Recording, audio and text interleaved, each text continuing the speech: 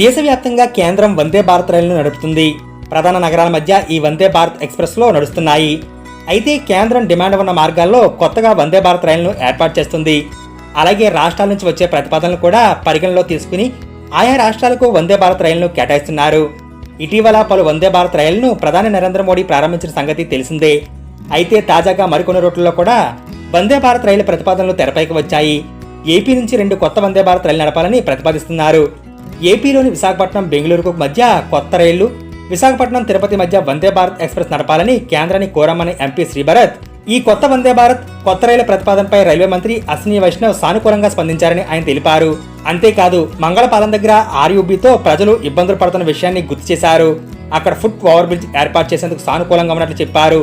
Visakhapatnam railway జోన్కు సంబంధించిన కార్యకలాపాలు త్వరలో మొదలవుతాయని తెలియజేశారు. విశాఖపట్నం తిరుపతి వందే భారత్ రైలు అందుబాటులోకి వస్తే తిరుమల వల్లే భక్తులకు ఇక పండగే. విశాఖపట్నం నుంచి 1-2 వందే భారత్ రైలు నడపాలనే డిమాండ్ ఎప్పటి నుంచో ఉంది. విశాఖపట్నం నుంచి బెంగళూరు, విశాఖపట్నం నుంచి చెన్నైకు వందే భారత్ ఎక్స్ప్రెస్ నడపాలని గతంలో కోరారు. ముఖ్యంగా విశాఖపట్నం నుంచి బెంగళూరుకు, విశాఖపట్నం నుంచి తిరుపతికి వందే భారత్ రైలు నడపాలని కోరుతున్నారు.